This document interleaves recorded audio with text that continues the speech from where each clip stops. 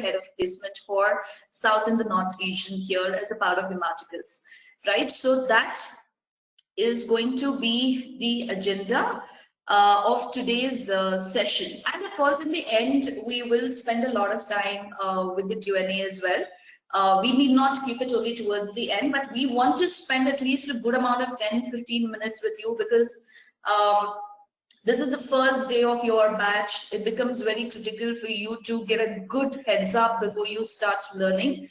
So get all your doubts clarified. All of us are here, all my colleagues are here. So this is how we typically do a lot. All of us pitch in and all of us ensure your doubts are clarified from all the functions here. So do ask as many questions as possible. Let's make it as interactive as possible as well. So we will keep checking the chat window time and again. So this is going to be the agenda for today's session. All right. So a bit about us. As a firm, we started in the year of 2012. Those are the founders that you're looking at on the screen, right? That's Nikhil and Sonia, siblings. And they started in the year of 2012 with a motto, with a mission to actually bridge the gap in terms of the skill sets that is needed to perform a job more efficiently, right? So we all know for a fact that what we learn in our college is somewhere, or in a lot of cases, is nowhere correlated to what we do as a part of the job. So I'm also a part of the same education system. So I second this completely, because what we learn, this is what we do. There is a gap, and this is where we come in, where we train on those skill sets, and we ensure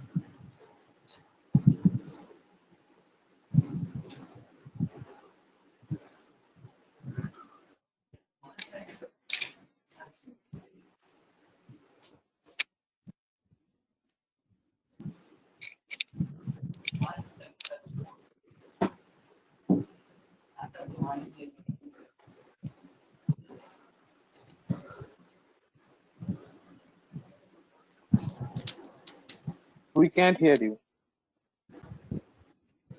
Hey guys, Sadaf here. I think there should be some disturbance from the Vinta's end. Give me 2 minutes. I think we should be back in a while.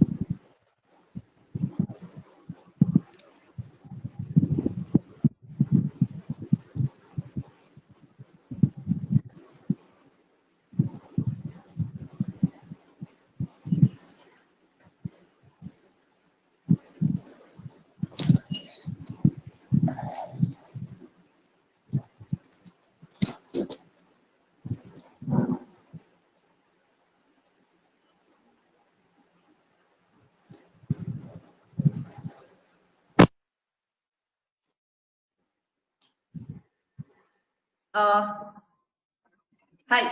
Sorry, I had some internet connectivity issue. I think quite expected. So are you all able to hear me now? Sorry for that. Apologies for that. Yes. Great. Yes, ma'am. Great. Thank you so much. Thank you so much. So I'm just going to share the screen again.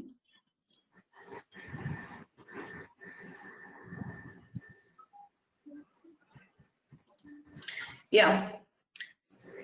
So I think we were quite clear on the agenda as to what we are going to cover today. And I was talking about Azabet. I think in between we lost the audio. So as I was saying, it's in the year of 2012 that we started, and those are the founders that you're looking at on the screen. That's Nikhil and Sonia.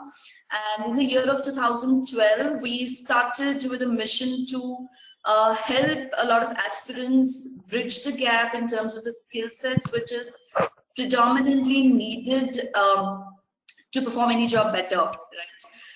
So that was the main intention or the motto of us as a firm or an organization. And it's been 8 years going strong. We've had thousands of learners so far, where we have helped each one of them gain those skill sets and then get into the dream jobs that they've always been aspiring for, right? So in terms of sectors, we cater to the finance, analytics, and technology. Finance analytics being our core, and that's being our forte. In terms of our presence in India alone, we're looking at about 12 to 13 centers that we are there across the country. We're there outside the country as well, in Dubai, Malaysia, Philippines, and we're exploring a lot of other options, looking into expanding to the wider horizons. So that's just a bit about where we started, why we started. In terms of the some numbers to look at on the training scores. So we do ensure that every single learner with us, every single batch, collect the feedback. Not just once, this is collected periodically throughout the course, which is very, very important for us. We give it the utmost importance, and we will encourage each one of you who's here as a part of the session today to keep giving us feedback and keep telling us where and how we can improve as well. Having said that, something on the recent numbers when we're looking at, we stand at about 4.6 out of 5 in terms of the rating. I think someone's unmuted. If you can mute yourself, because just to avoid the disturbance in the background. Nothing apart from that. I mean, if you have a question, yes, please do feel free to unmute yourself. Yeah, so we stand about a 4.6 out of 5 on the feedback. And we have over 200 trainers who we have onboarded across sectors and across the cities as well. When I spoke about the multiple sectors, which is finance, analytics, and technology, under these sectors, we have over 20 courses, 20 programs that we cater to. Just a moment. Just a moment. I think someone's on unmute. Guys. Okay, great. Yeah, so we have over 20 programs under analytics. There are several huge list of programs that we offer, and over 400 global partners that we have already collaborated with, who are the hiring partners with us across sectors again. And for a lot of placement assured programs, we stand at about a 4 lakhs. There's a median salary, not average. We look at a median salary. 4 lakhs is where we stand, and highest is 1 up to 11, 12 as well. And we are not just into training to the aspirants directly. We also do a lot of corporate trainings, which happens on a regular basis. And on the placements, we stand at about 87%. That's where we stand on the record. And the rest of the things I think we have covered already. So let's move on to the main agenda of today's session.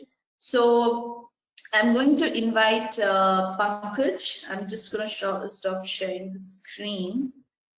Yeah, so I'm going to invite Pankaj. Pankaj, if you have joined in. So Pankaj comes in with over 8 years experience being a corporate trainer. He's going to give you a heads up with respect to helping you understand the basics of the data science. Yeah.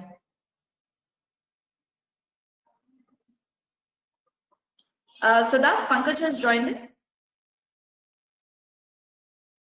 Yeah, Vinita, another 2 minutes you should join in. Okay, all right.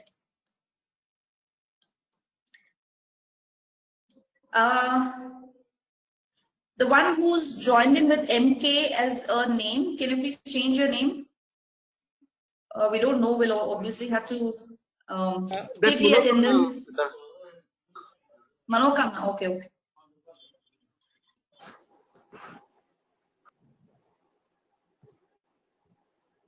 Okay. So that maybe meanwhile you can take them through the gradebook overview. Once Pankaj joins and then he can start off with.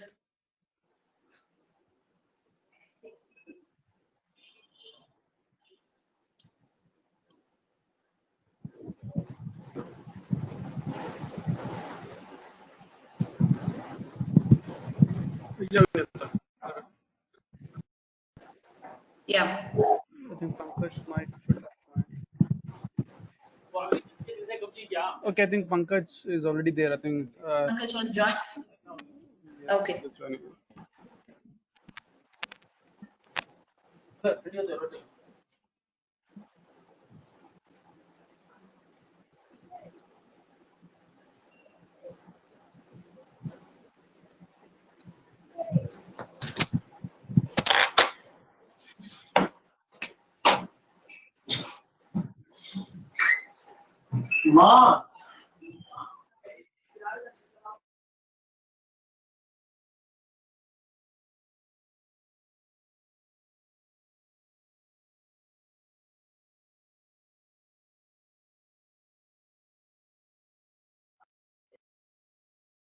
Pankaj, are you able to hear us?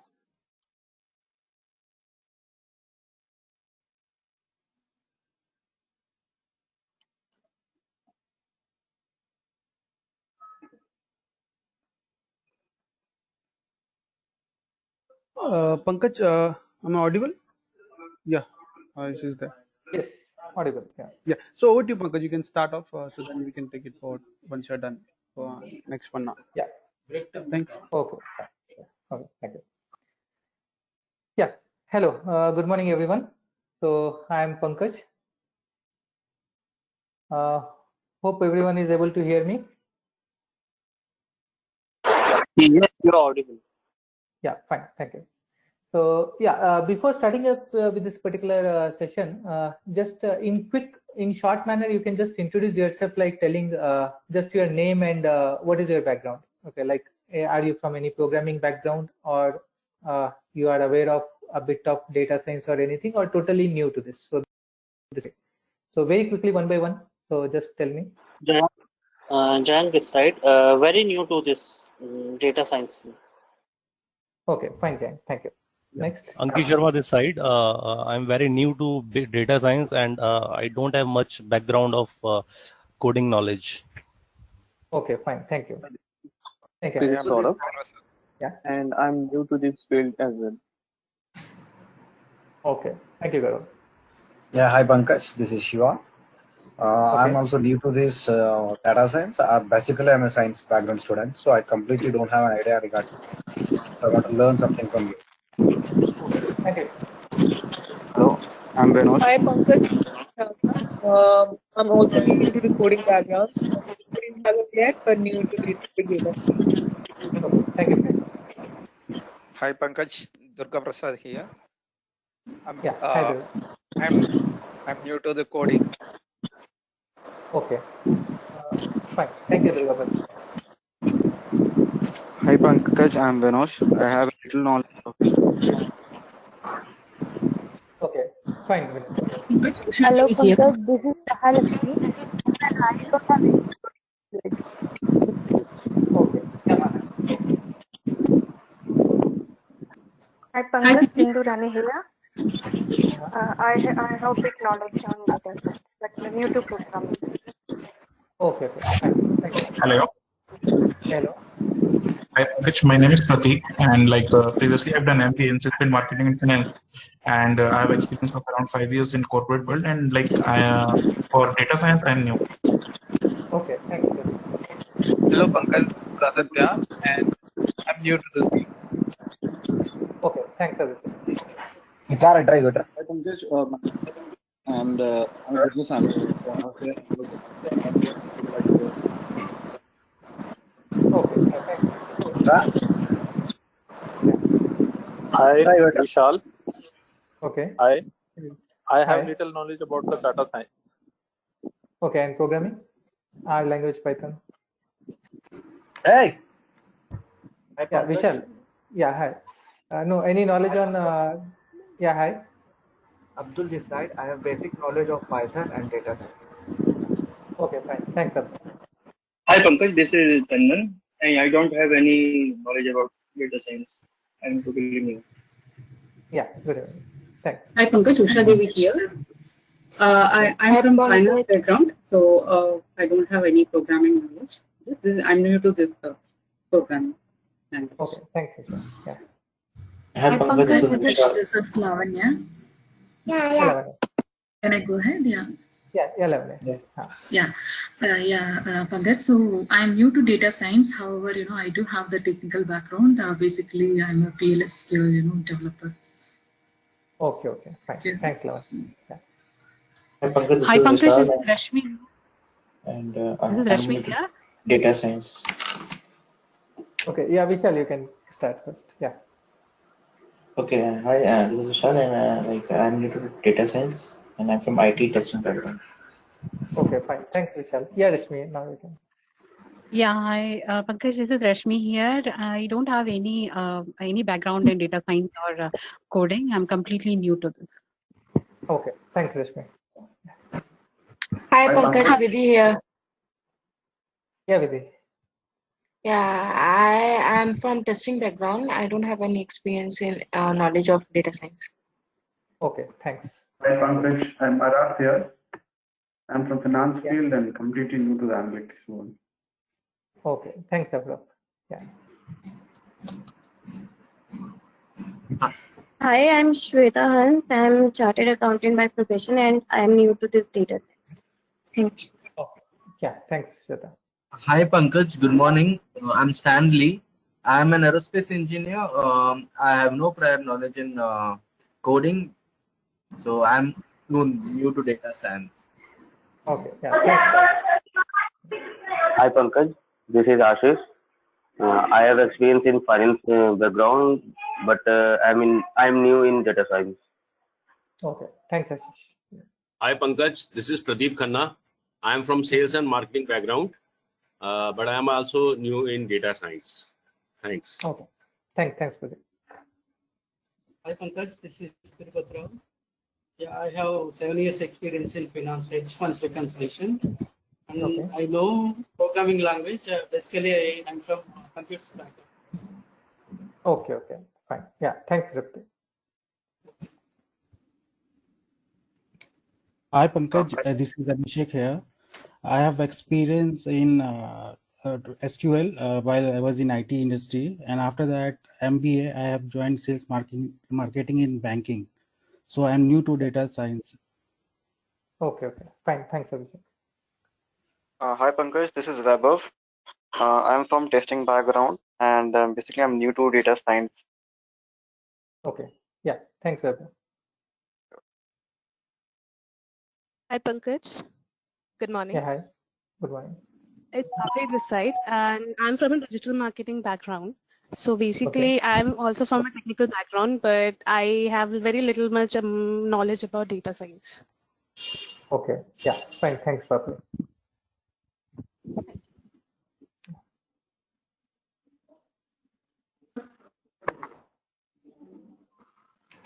Hi everyone, this is Shreya. I'm from science background and I'm new to this training.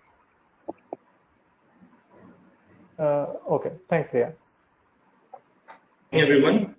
Good morning, everyone. Myself, Bishandra. I'm a fresher and I'm going to be graduating this year with a degree in information science and engineering. So I'm familiar with coding in Python and I know one thing or two about data science, but relatively I'm going to be new in this field. Okay, thanks, Kushagra.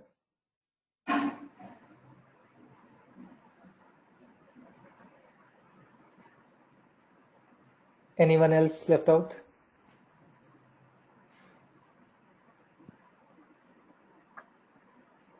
Okay, fine. I think everyone introduced. Thanks, everyone. And yeah, other two people actually can mute themselves. Okay, like Manish Kumar and Shiv Kumar. You can actually mute your mics.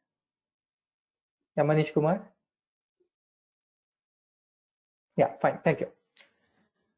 Okay, so yeah, nice knowing every one of you. And let me introduce myself.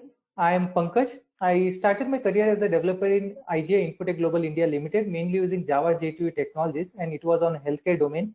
Then I started doing trainings for IBM, Infosys, Wipro, TCS, likewise 150 plus MNC companies in India and abroad, which I'm doing from past 15 plus years.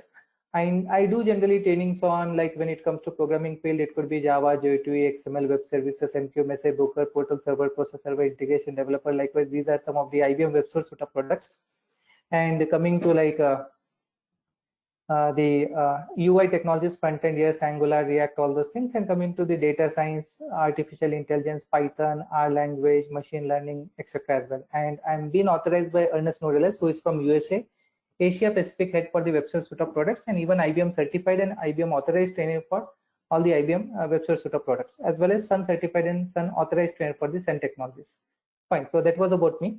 And yeah, now let's start up with this particular thing for what we are here right now. That is nothing but why actually we have this artificial intelligence, or mainly we can say like the data science and machine learning.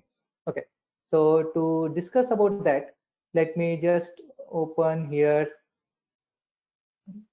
So just in a while, I'm sharing my screen.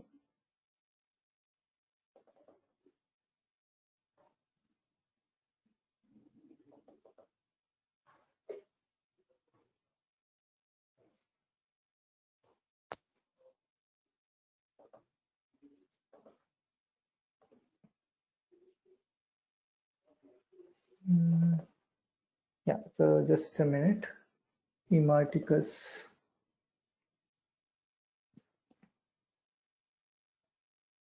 Yeah.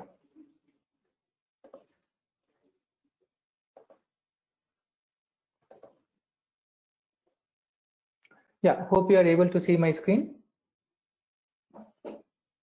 Yes. Yes. Yes. Yes. Fine. Okay, thank you. Yes, Pankaj. So here, yeah, right. Okay, so here, like, see, first of all, here I'm going to introduce you about what is data science, machine learning, etc. But can anyone of you can tell me what exactly is artificial intelligence? Anyone?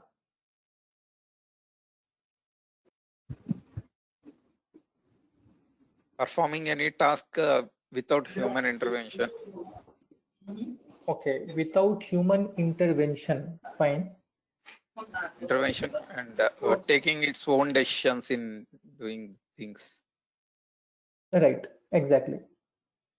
Correct. So see, first of all, yeah. Anyone else, right? It's like the Internet of Things. Internet of Things is artificial intelligence, might not be right actually. I'll discuss what is the IoT also in a while, but yeah, no. This is an automated learning behavior. Yeah, correct. It can be said as automated learning behavior, right? Fine. Anything else? Anyone else want to contribute? Hello. Yeah, hello. Hi, this is Saurabh. Yes, sir. Yeah, I can say that automation could be part of artificial intelligence. Automation, yes, right. It can be a part of artificial intelligence up to a certain extent, correct? I think this is Chaitra. I think, hello? Yeah, Chaitra, tell me. So I think AI is the intelligence which can mimic all human thinking. It can do all the work a human being can do, and it is pre-programmed or Okay. auto. Yeah.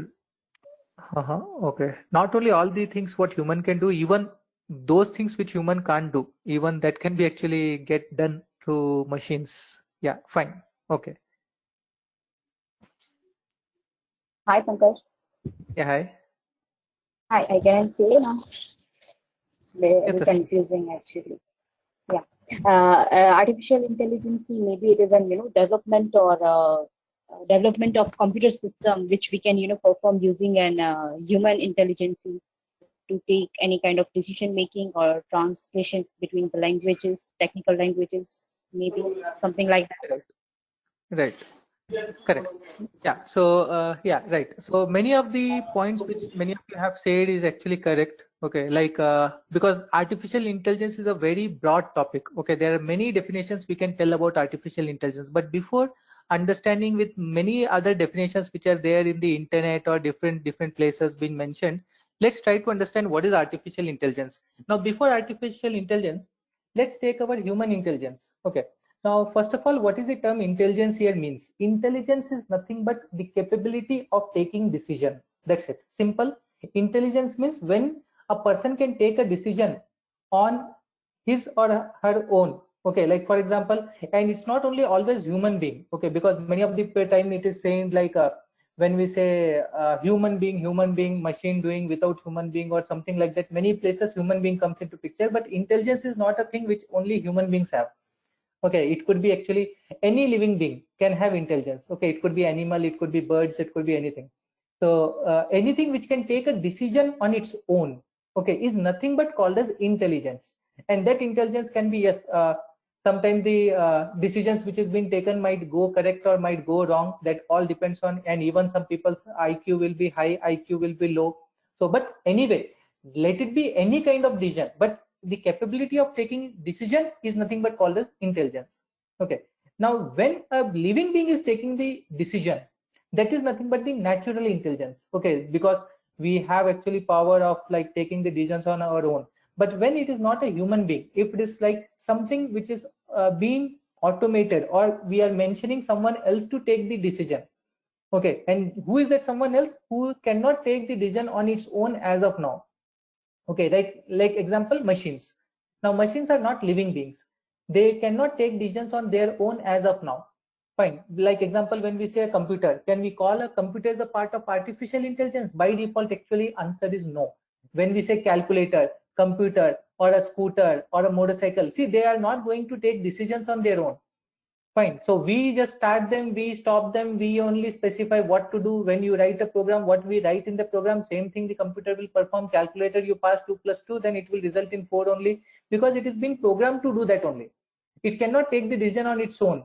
It cannot think like, okay, if you say 2 plus 2, the 2 plus 2 might result in sometimes 4 and might be something else depending on the requirement. It's not like that. It's already predefined. So in such cases, we generally don't call it as artificial intelligence. It's just a software with hardware. Okay, but when we say artificial intelligence, when based on the runtime, at runtime, whenever some input comes, based on that deciding what to do, which might have been done before or might not have done before, but taking a decision on its own based on the past experience or might not be. So in such cases, we call it as artificial intelligence. Okay, so artificially making a capability of taking the decision by a particular instrument or any machine. Okay, so that is nothing but artificial intelligence now. And this artificial intelligence is being available, means under artificial intelligence we have multiple categories. Okay, so one of them is machine learning. So remember, machine learning is a part of artificial intelligence. So one of them is machine learning. We have actually robotics engineering, we have RPA, we have, that is robotic process automation. Similarly, we have NLP. Similarly, we have actually even the text to speech. Okay, all these are nothing but the part of artificial intelligence only. Fine. So likewise, artificial intelligence is very broad category. So it has many things. Wherever a machine can take the decision on its own based on the input given, okay, we have nothing but called as artificial intelligence. Now under that we have machine learning. As we said, under artificial intelligence many categories will come. Under that, one of them which we are going to cover in our this DSP program is machine learning. So machine learning, as the name specifies, means can anyone put a highlight here? What could be machine learning according to you? This is an ability to learn automatically. It learns by itself. Once some behavior is there, it will learn the behavior and will replicate it. Correct, right, exactly. So here, machine learning. Yeah, right. Yeah.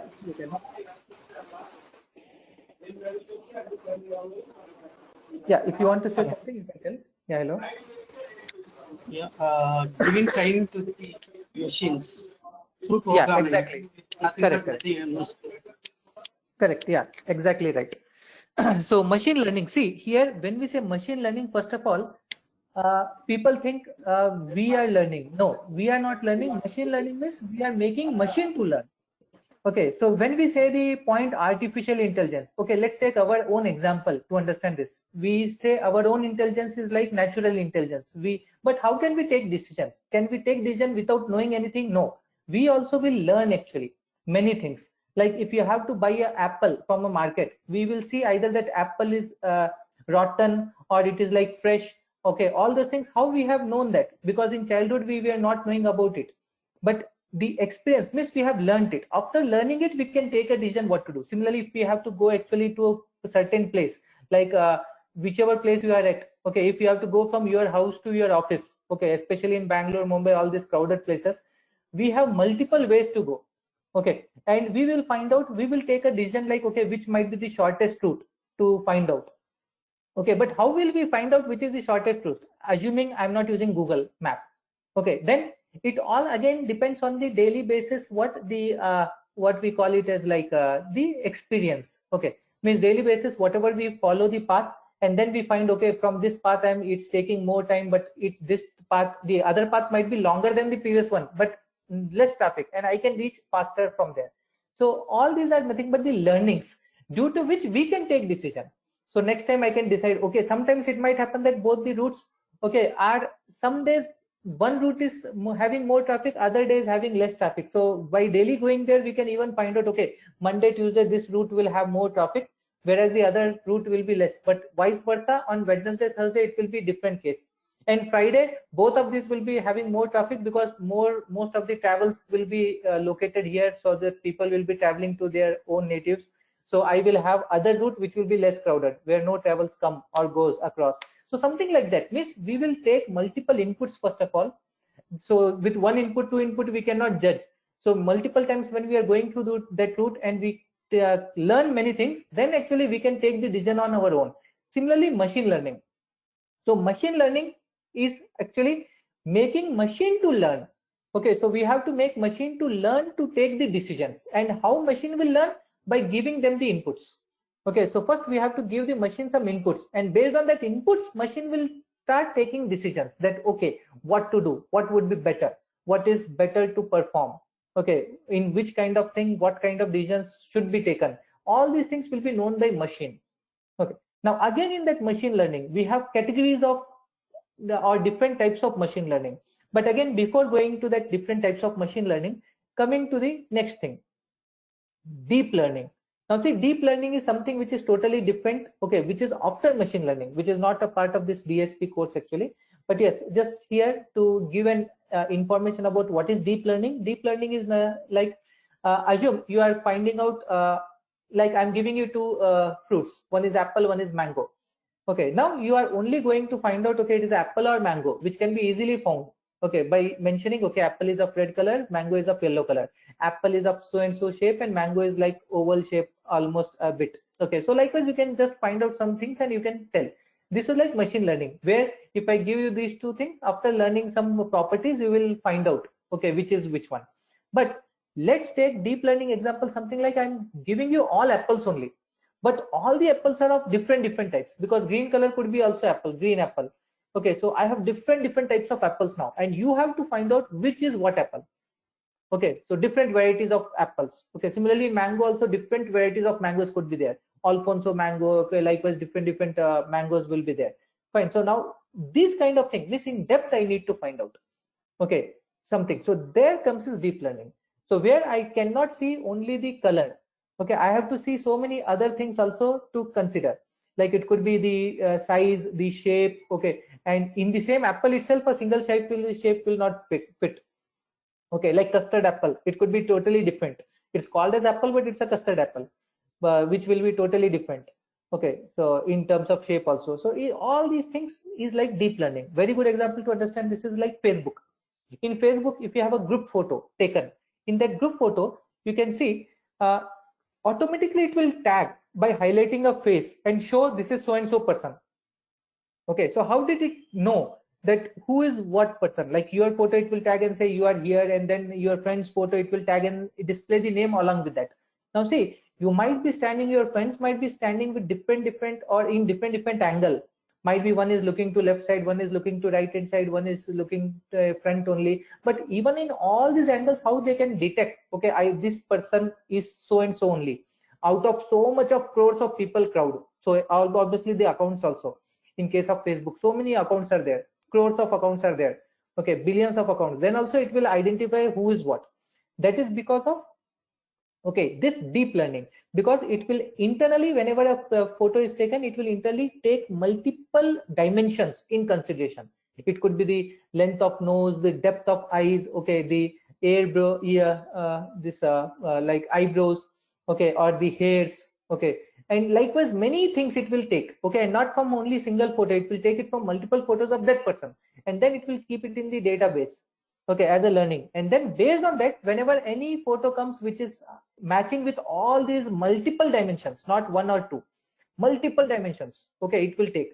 So then it will actually identify that image as so and so. So that's why when we say machine learning, we will take only few dimensions in consideration, but in deep learning there will be multiple dimensions which will be taken in consideration to come to a particular conclusion.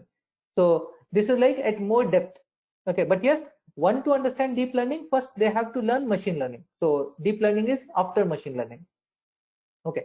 So yes, now these are nothing but that's why the term itself, deep learning, means in very detail, okay. So in like with multiple layers, multiple dimensions, will be learning. Same machine learning, next level, okay.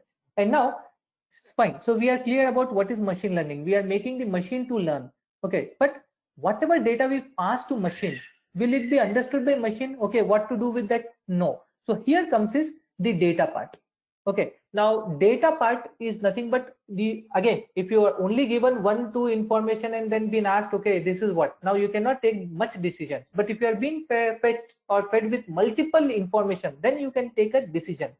So here machine learning will be like, it will be knowing more and more better. It can take decisions based on how much data we keep on feeding, okay, to that machine.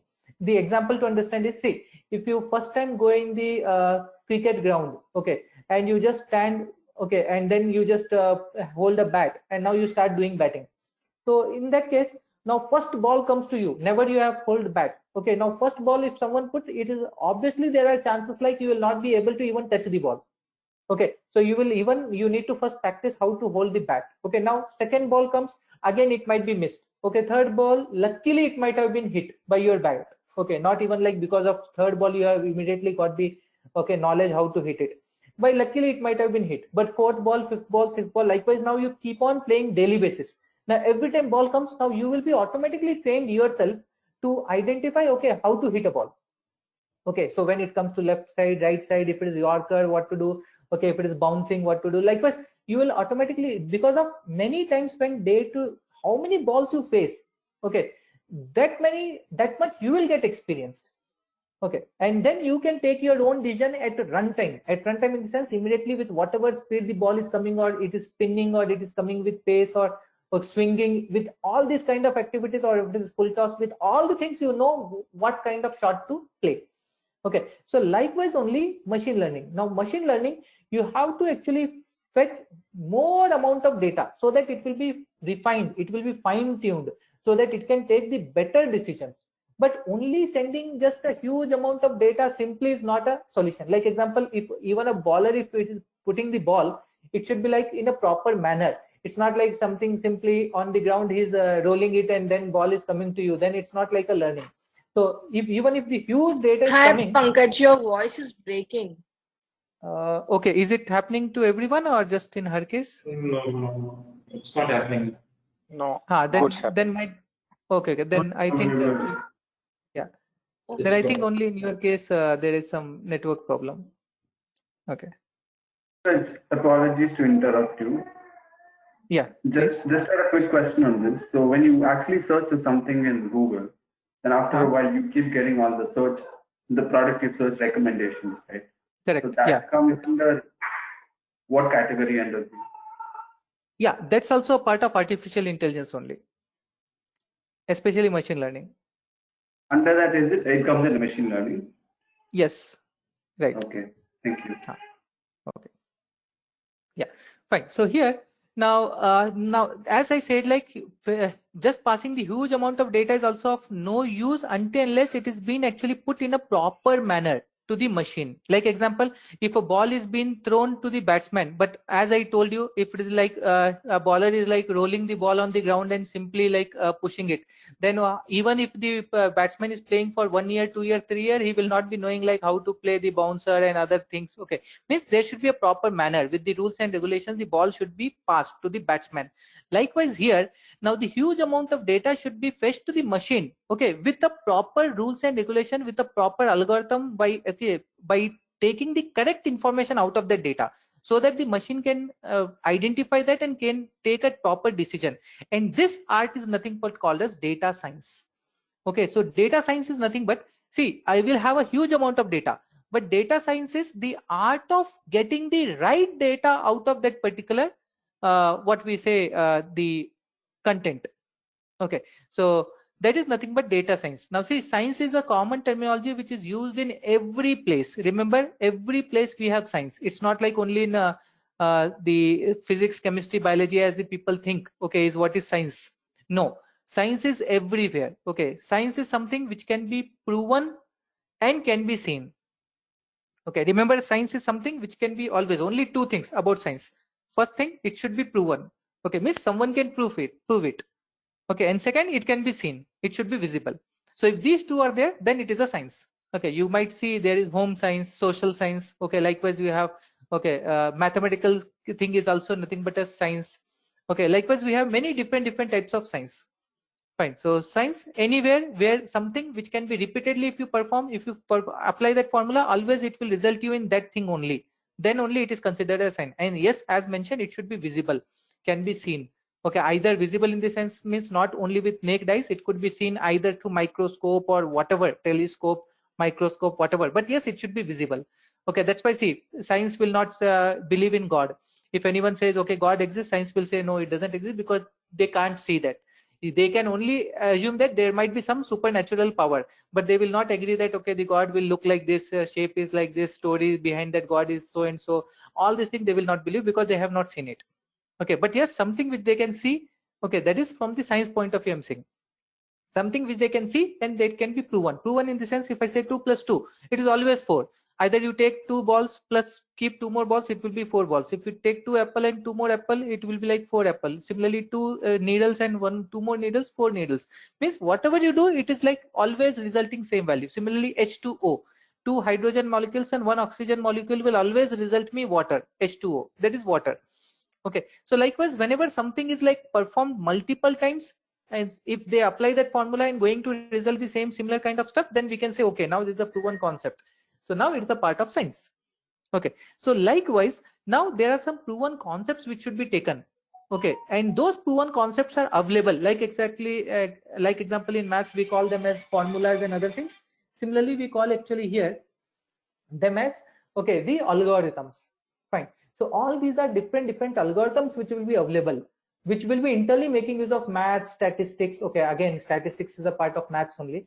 So it will make use of some formulas of maths and then statistics. Okay, and then whatever the statistics we have applied, okay, the algorithm, and then after that algorithm applied, what the result comes, if I want to showcase it to the end user, okay, who might not be from the technical background, then that comes as visualization. So for our own understanding also we need visualization, and even to display it to the end user we need visualization. Okay, so similarly we have something called as EDA, exploratory data analysis, but right now let's not get into that. We will come to that topic in detail later on when we start the course. But yes, all these are the things which will be applied on the data. So huge amount of data will be there, and that huge amount of data, what is really required to take a decision, I will be taking out of that only that part. So the art of taking that is very important. Remember, as I told you, if simply a bowling is being put and all the balls are either no ball or wide, what is the use? How the batsman will actually practice and will learn something? Okay, so if bowling is coming, ball also should be correct. Okay, and how better the bowler is, that much the batsman will actually improve himself. Okay, it's not like we have to just get some bowler which is like having no experience and simply putting, and always the batsman is hitting six. That is also of no use. Okay, in real match he will fail. Okay, so for that reason, we have to make sure like the bowler is also a very good bowler, so that the batsman can practice well and can play very well. Means can take decisions at one time.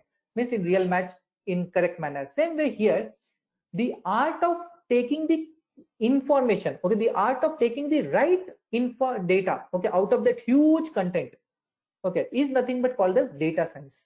So converting the data into information, okay, which is the right terminology here definition wise, converting the data into information.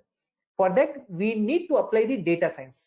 Okay, so the art of applying this thing, okay, on a huge amount of data, so that the correct information can be taken and then can be fetched to machine, and so that machine can take a proper decision. Okay, so this is nothing but a process called as data science. So data science is, that's why see, it is like coming in between. It is helping to communicate these two things. Okay, that is artificial intelligence or machine learning, that part, and even applying this math, statistics, and visualization on the data part, and then combining these two. Fine. So data science is a part of this. So now whoever actually has a doubt like what is data science, what is artificial intelligence, okay, and what is machine learning, I hope all these points are clear now. Anyone has any doubt from this? No. Okay, fine, thank you. So here, yeah, thanks. So here, now see, this is what is the data science. So data science is nothing but all about mathematical formulas which are written, pre-built written actually, which are formulas as made part of algorithms.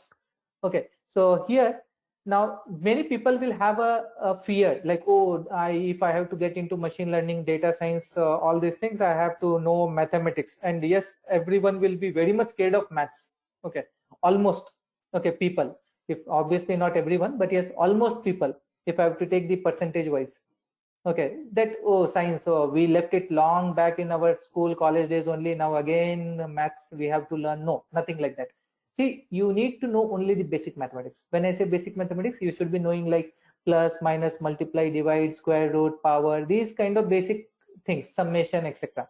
Okay, because why you don't have to know like all differential calculus, integration, all these kind of things, is because here we have predefined formulas available. Okay, you have to only know which formula for what purpose, that's it. And these predefined formulas are already written inside some algorithms.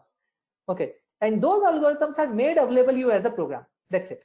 Okay, so when I say there is something called as regression algorithm, okay, linear regression, logistic regression, all these things are there. We have predefined functions for that. You don't have to worry about that, but only you should know like, okay, how it is internally working. For that we have to understand.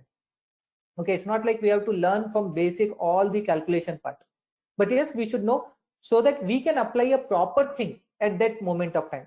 Okay, like example, if we know if it is a no ball, then I can take a risk of coming hitting a six also, because I know even if someone catches it, no use. Okay, I will not be considered as out. Okay, even if I can even if it hits the wickets, then also I am not out. Okay, only the probability would be run out, except that no way I will be out. Means this kind of knowledge, knowing, is required. That's it. So when to come out, when to step out, and when to freely play, or when to be like play defensive. Likewise, the algorithms will be there, which will have predefined formula. We have to only choose which formula to use when, means which algorithm to use when, and how to use these algorithms. Obviously, for that we need some programming language. Okay, because machine will not understand the human language. Okay, if I talk and tell, okay, do this and do that, he will not understand. Okay, some people say, no, we have now the text to speech, all those things available, or speech to text, or we have like robot, okay, which we can talk and they can understand, like Google search engine. We can just directly take, we can just talk, okay, and then it will automatically, even Alexa, okay, you can directly actually listen to us. No, actually it is listening, but how it is listening is not like normal human voice. It is converting that human voice into other format, which that understand. That format is nothing but the program only. Okay, so it will internally convert that speech to a text, which will be in terms of program written, and that program will make the machine understand what to do immediately. Okay, so it will be so fast that we feel like, okay, as a normal human being interaction we are doing with machines, but yes, machine will only understand programs. Okay, so hence either it is by talking or by writing a program. Fine, so some program is written there also, which will convert our voice into the speech. Okay, our speech into the actually text content, and then it will make the machine to understand. So hence, for doing all these things means to learn machine or to make machine learn, we need to have some program. Okay, otherwise we cannot take the whole data and immediately pass it to the machine. Okay, so for that we need some programming language, and here for that purpose we use R language and Python language. Okay, so some programming, and again the question might come, why R and Python? Java doesn't support it? Yes, even Java supports machine learning. We have even Java packages available. Okay, does other languages doesn't support it? Yes, other languages also support. There are many languages available actually in market which supports machine learning. Okay, but yes, there are, every language will have some limitations. Okay, due to which it might not be preferred in some cases. Like now the question comes, then why Java is not preferred when it is widely used in application development? Okay, someone can ask, so why in DSP we are going to cover R language and Python language, etc. The reason is, see, one of the limitation of Java, I can say, or before that, let's say you all of might knowing what is structured programming language. If you are from engineering background, any engineering first year, you might have common C program. So we have C as called a structured programming language or procedure oriented programming. Okay, so like C, PL, SQL, all these are procedure oriented programming. Now when you say procedure oriented programming means what? You have to write a function, right? You have to write a function, then inside that function only you'll be writing a statement, and that function will be called by some other function. So see, function oriented programming or procedure oriented programming, where you should be knowing about the functions, parameters, arguments, methods. These things a person should know if a person is going to see PL, SQL kind of coding. But let's take Java. Java means what? Java is purely object oriented programming. Fine. Like now before Java, let me speak about C. In C, can you print hello without writing a function? Anyone? Can you print hello without writing a function at all in C? Is it possible? No. No. No. Correct. Yeah, no, because at least you have to write a main function. Inside main function, you have to write printf. Okay, so means without that you cannot do at all. So whereas coming to Java, Java is object-oriented programming language. Means what? It's all in terms of classes and objects, everything. You don't have to worry about what are these as of now if you are not from technical background, but whoever knows object-oriented, okay, so they can just relate. In Java, you cannot write hello world without creating a class. Okay, you have to write a class. Inside class, you have to write public static void main. Inside that only you have to print. Means what? A person should know object-oriented programming language to write a Java program. A person should know procedural language to write a C program. Similarly, who is from SQL background, there see no functional, no, okay, object-oriented. Directly I can write a statement. Select star from table, insert into table values. Like that, I can write single line instruction kind of statements. Okay, means every language is following some specific kind of coding. Okay, now, but I cannot expect, if I say Java for my machine learning, then I have to expect like all the people who are coming to learn machine learning should be from programming background only. Means they, and that too, they should be knowing object-oriented programming language. They should be knowing what is class, object, inheritance, polymorphism, abstraction, encapsulation, exception handling. Likewise, many things will come into picture simply. So my purpose is to learn machine learning, but I have to end up learning so much of things about a programming language first. Okay, so which will make the learning. So rather than that, we have R and Python. Now, one of the benefits of R and Python is it is simple. Why it is simple?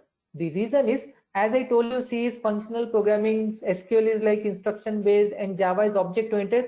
Now coming to R language and Python. R and Python has all the three styles of programming.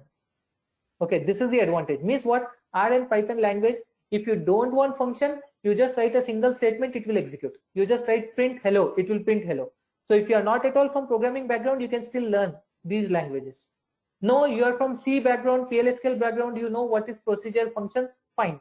Here you can create functions and you can call each other.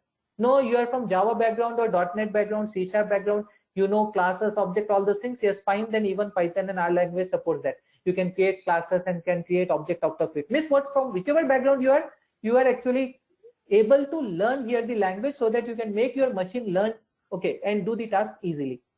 Fine. So this is the reason why we are choosing here R and Python language. Okay, the main reason. Initially, in fact, it was R language only.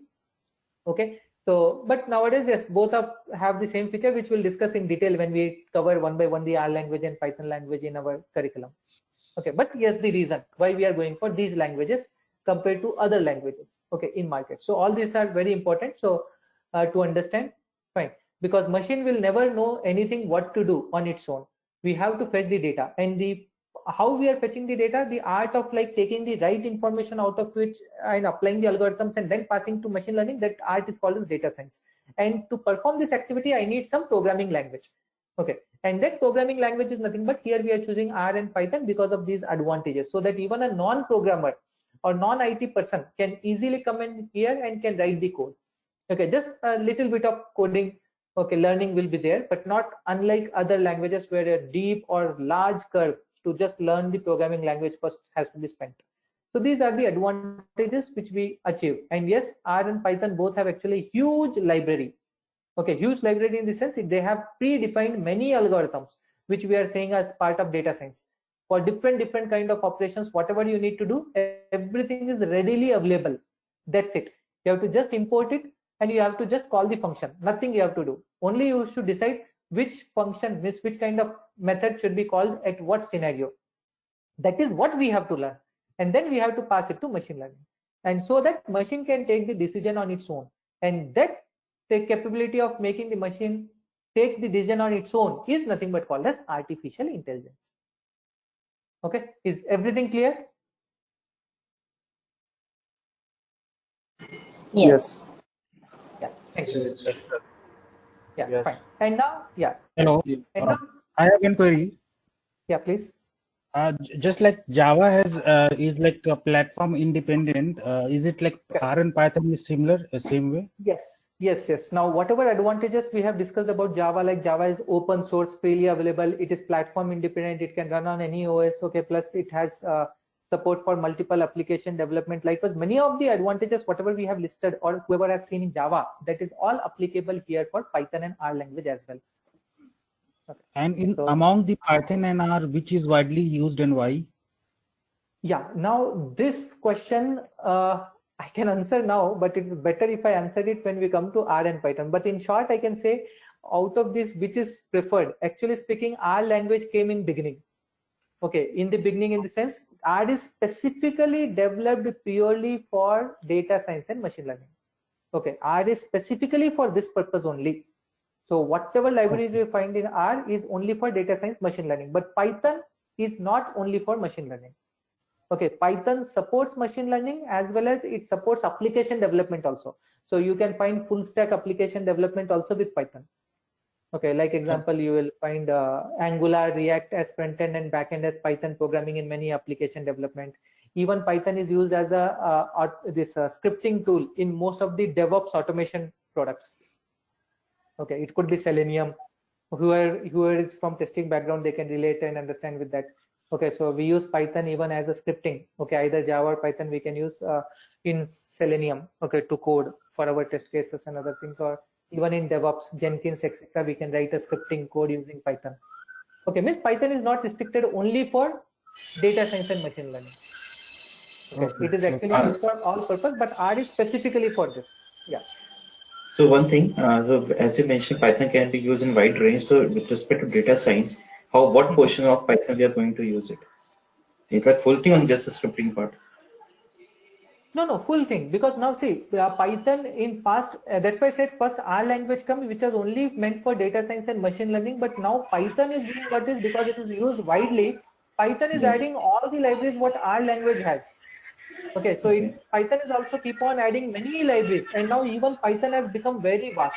Okay, which supports many things of data science and machine learning.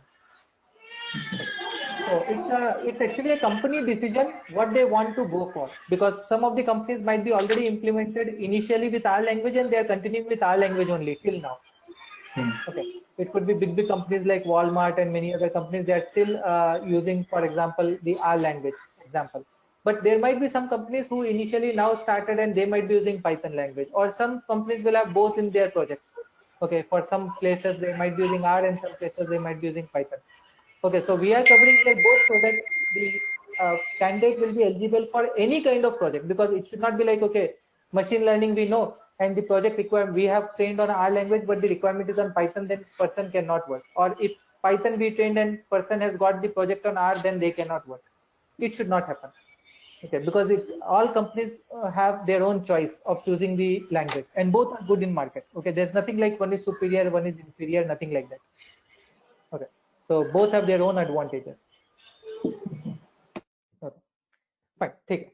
So yeah, that's all about this particular thing. And yes, now coming to types of machine learning. Okay, so when we say types of machine learning, we have generally there are multiple types actually, but basically there are 3 types in which machine learning is divided into. Okay, one is called as the supervised learning, one more is called as unsupervised learning, and one more is called as reinforced learning. Okay, now what are the supervised, unsupervised, and reinforced learning? So see, just like as we said, the person.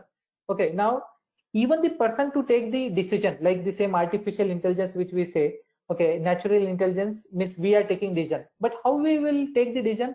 Someone would have told us in the beginning. Okay, see, we also learn first. Without learning, we can't take decisions. Okay, we learn first. How we learn?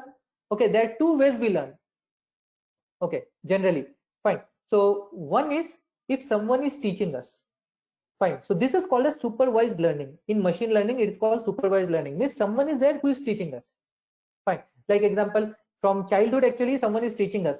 Okay, like example, we go to school, teachers are teaching us how A, B, C, D, okay, or mathematical calculation, everything they are teaching. Okay, at home, our parents are our teachers who are actually teaching us like how to talk, how to behave, how to eat food. Okay, all these things parents are teaching. Likewise, everywhere, okay, every one or other person is teaching something to us. Fine. And due to all these teachings only, we are actually having an abundance of information due to which we can take decision. Okay, even a bike, okay, directly we won't sit on the bike first time and we start driving it. Someone will hold it, like it might be father or friend or someone is holding that, okay, from back or sitting our backside, and then they are guiding us how to drive it. Okay, how to ride it. So likewise, means this is called a supervised learning in case of machine learning, where we will pass the data along with label mentioning what is what. Okay, so that is supervised learning. And sometimes it might happen that human beings, see, not everything might be taught by someone. Sometimes we have to observe and we have to learn on our own. Okay, like example, fine, we will be looking something and like a match is going on. It's then we can, okay, we can understand, okay, what are the rules, okay, how the chess will be played. Now no one has to tell you like, okay, I have to play like this only. I have to take the decision like this. If you keep on sitting in front of a chess game, if 2 people are playing it, then you can always see the game after first time, second time, 10 times, 20 times. Only looking to the game, you can analyze, okay, how to play the game. You will know, okay, if the horse is there, he's putting the horse in L shape, means 2.5 box. Okay, if it is like a camel, then it is going cross. If it is elephant, or at the last, which is at the corners available in the board, they are always going horizontal or vertical, means in straight line. Okay, so likewise you can see, and if the king is there, he can only go step by step, and Sainik, okay, means the soldiers only one step. Okay, like this, every time you see, you will know, and even you will automatically make in mind like, okay, how the decision should be taken, like looking to the 2 people how they are playing. Every time you keep on looking, you will come to know, okay, for which step what kind of decision to be taken, so that we will not lose the match. Okay, likewise, that is called unsupervised learning. So that is a second type in machine learning, where the we will not pass the information. Okay, we will just pass the data. Fine, the appropriate data, or based on which the machine has to learn. Okay, now in this case, yes, there is a probability that machine will commit some mistakes. Okay, fine. So for that reason, we have another thing called as reinforced learning. Reinforced learning means where we will be giving again the data to the machine, and then based on that data, machine only will take some decisions. But now either the decision is correct or wrong. Based on that, there will be some points given or negative marking will be there. So So if some rewards are given, we call them as awards and rewards kind of thing. Okay, or punishment. Okay, so if it is good, if the decision taken is correct, then we'll just reward it. Okay, by giving some extra points or might be in other manner. Okay, and if it is some mistakes, then it will be like as a punishment. Okay, or a negative marking kind of thing. So whenever that is coming, okay, he's taking some decision on its own. If we find rewarded, then he will think, okay, now this is the right decision. Next time I should take the similar decision. Okay, but if it is being like punished by having some negative marking or something, then it will think, okay, next time I should not take this kind of decision for this kind of input. So this is how the machine will learn on its own. That is called as reinforced learning. Okay, and yes, there is actually fourth category also, which is a combination of the first two, like semi-supervised, which is like half supervised, half not supervised. Okay, like that. Half means not exactly 50-50%, but yes, some data will come with labels and some data will not come with label.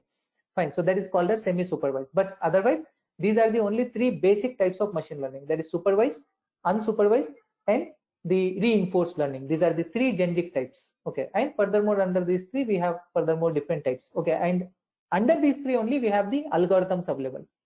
Okay, for different types, like the regression, which we call logistic. But I don't want to go for many terminologies, because yes, it will be like many terminologies on a first day. Okay, and for non-programming background, it will be difficult also to remember all. This is just like today's 1 hour session. I wanted to just give you a brief introduction about what exactly is artificial intelligence, machine learning, deep learning, data science. Okay, and what all the languages preferred and why we prefer them, and just the different types of machine learning in short. Because anyway, further going, when the class starts, we will be going in deep about each and every topic of, like I said, supervised learning. We'll see all different algorithms in supervised learning. Okay, and which scenario, when to use which one, so that it is appropriate. Similarly, when we say unsupervised learning, when to use which one. Okay, similarly, the reinforced learning, like different things. And before that, we'll be learning about R language, Python language in okay, like how much is required for this artificial intelligence, means our machine learning to do, because everything is predefined available here in R language and Python in terms of the predefined functions. Okay, and classes. So we have to only know how to use them. Only that level we have to learn first. Okay, so yeah, so that's from today's class. Okay, just a recap for what we have discussed in short. Okay, so the artificial intelligence is nothing but rather than human being taking the decision, making a machine to take the decision on its own. Okay, so that is called artificial intelligence. And how that intelligence will be taken? By obviously we have to give some information to the machine, and the machine will learn how to take decision, and that topic is nothing but called as machine learning. So machine taking the decisions. Okay, but to take the decision, he should learn first. Fine, that and to learn, we need to fetch the data, and when we only simply pass the data, it is of no use. So the art of taking the right data out of that particular content, which is like available, okay, that is nothing but that art is called as data science. And when I apply the data science comes with predefined algorithms and the functions, everything, formulas. Okay, not functions, but the formulas. Okay, and the algorithm. But someone has to make that available to the machine, because machine can understand only programming stuff. So that programming stuff is being provided in terms of either R language or Python language.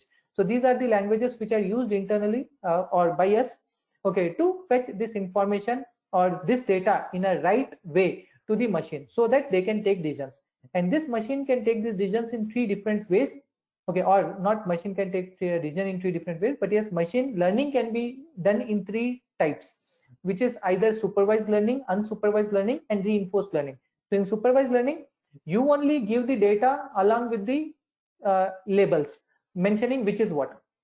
Okay, like the same example which we said, if father is showing you an apple, okay, and saying this is apple. Now yes, it is known to you that it's an apple. Now you don't have to take a decision like it's an apple or not, because he is giving you the apple and telling this is apple. Okay, so this is orange, this is banana, this is mango. Likewise, he's showing one by one with the label and telling you this is so and so. So it is easy for you to understand rather than you guessing what it could be. Okay, so there is nothing but supervised learning. And then comes as unsupervised learning, where you will pass huge amount of data and machine has to keep on taking the decisions, which might be right or wrong. So hence we have reinforced learning, where the huge amount of data will be fetched, but based on either you are taking a right decision or wrong decision, it will be keep on rewarding you or punishing you. Okay, means you in the sense here the machine. okay, by giving the positive numbers or negative numbers, or it could be any manner, however we want the machine to understand. Okay, so and then based on that particular thing, it will start improving itself. Okay, and why this whole topic as artificial intelligence? Because see, as human being, okay, human being advantage is what? Because when we say experienced person is required for a job, why experience? Because if daily basis same task is done for a long time, the expense is nothing but here the perfection. Okay, how much person would be perfect in that field? Okay, obviously 100% no one will be perfect, remember. Okay, 100% no one can be perfect in anything. Fine, but yes, how much near to the perfection? Okay, and how much near to the perfection depends on the practice. Okay, practice in the sense experience, actually how much we come across it. Likewise, machine will become intelligent and more intelligent by giving more and more data to it, and because it is getting more and more data, it is improving its own intelligence. Okay, so here the capability of not only taking the decision, okay, it's not only the decision, that's why I'm putting at the end now this point. It's not the only capability of taking the decision on its own, but also improving the decision of on its own is also part of artificial intelligence. Okay, so finally here I want to add up, like it's not like only taking the decision but improving itself, so that next time, okay, what can be done? Another good example could be like driverless cars, which you can find nowadays in very much in discussion. Driverless cars. Okay, so now every time the car goes on road, it will every time, okay, obviously with driverless cars also many accidents might still happen, but with every time it will learn, okay, like okay, this time due to this kind of thing it happened, so next time it will avoid doing that. So like that it will learn on its own based on the data whichever is coming. It could be like the people who are crossing the road, even how much ever you tell, people will still cross the road even without looking the signals. Okay, then what to do? Because even signal is there, now car will stop if signal is there, but if signal is not there, car should move, people should not walk, but still people are walking, but then car cannot actually directly hit the person. Okay, initially it might hit the person, but next time it has to learn even that it should not hit the person. Okay, so it should not only take the signals in consideration, but other objects also which are moving around that car. So this kind of self-learning, we can say, when the machine does on its own, okay, that is the terminology which will lead us to artificial intelligence. Okay, so yeah, so this is the final point just wanted to add up. Okay, so yeah, so it's 12:30 plus now. Yeah, so can we take a couple of questions? Yeah, please. Yes, can. Yeah, Pankaj, one question was that do we need to learn other languages besides R and Python? No, not at all. Not required. Okay, right. Achha, there is one. Can you give us a concrete example of unsupervised learning from a practical day-to-day life example situation?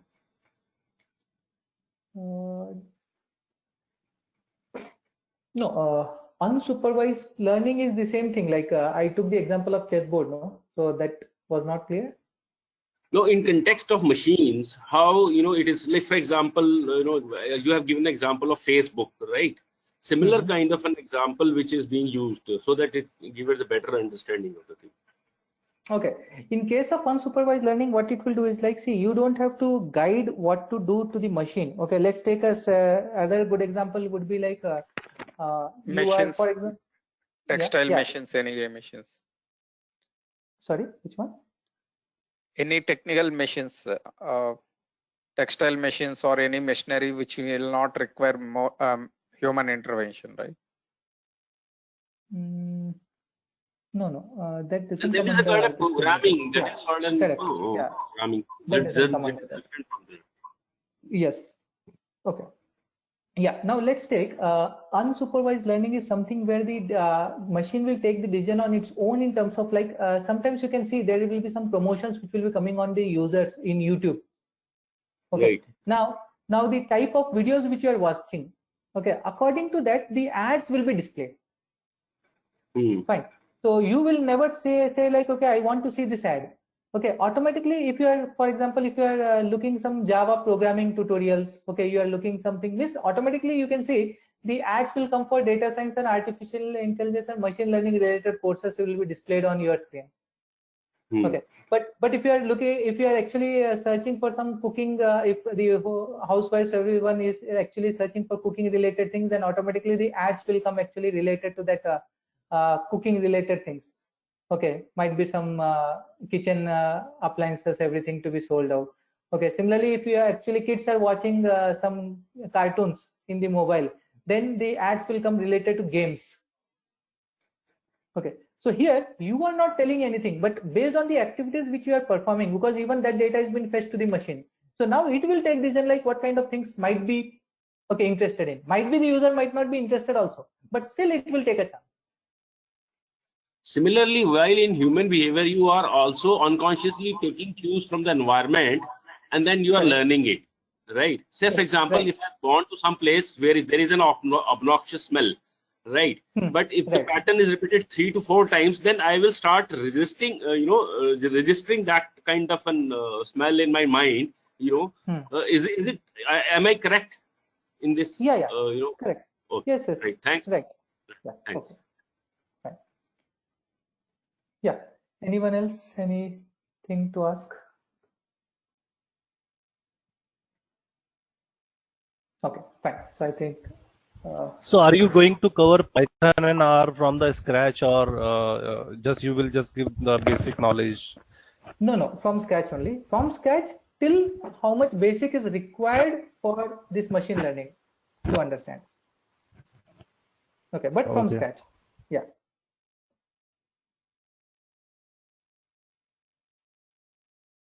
Okay, fine. So yeah, I think we are good to hand over to Sadaf. Yeah. Hello. Yeah, Sadaf? Pankaj. Yeah. Right. Yeah. Thanks, Pankaj. Okay. Thanks for the wonderful session. So I'll take it over from here.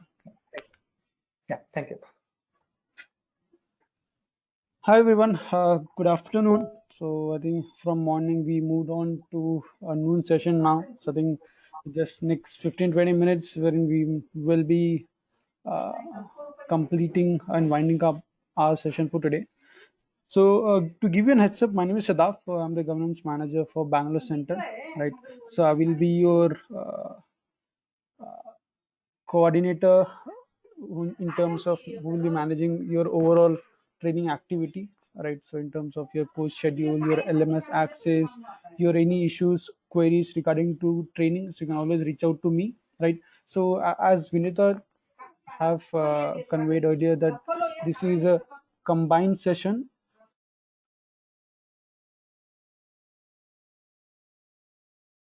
Combined session wherein all the students from across centers, that's Delhi, Chennai, Hyderabad, Bangalore, so have clubbed in all the students to start up with an complete online batch, right? So I think this shows the diversity of people joining into a single platform, which will help in terms of knowledge sharing and also learning new skills, which can definitely be useful in their career transition, right? So coming down to your so Pankaj, can you just give me the presenter access? Yeah. Pankaj, I think you can leave that. I think that should be enough. You can just. Yeah, fine. Correct. Yeah, I'll leave it.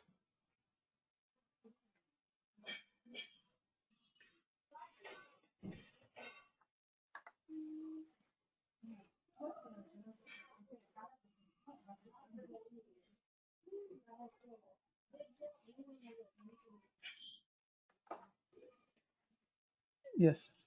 Yeah, guys. So coming down to your LMS access. So each one of you will be getting your LMS access, wherein you will be able to access all your reading materials, your quizzes, your assignments, and any additional reading materials which you might need during the course of time, right?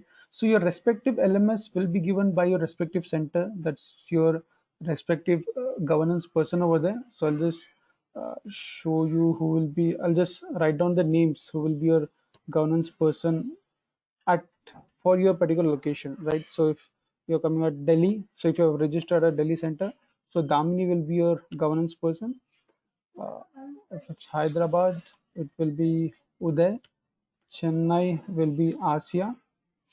and Bangalore will be myself, right? So if you have any queries with regards to LMS, you can reach out to the respective person, or else you can definitely reach out to me also. But if you have any issues, any queries with regards to training, you can always reach out to me, because the training is managed by the Bangalore center.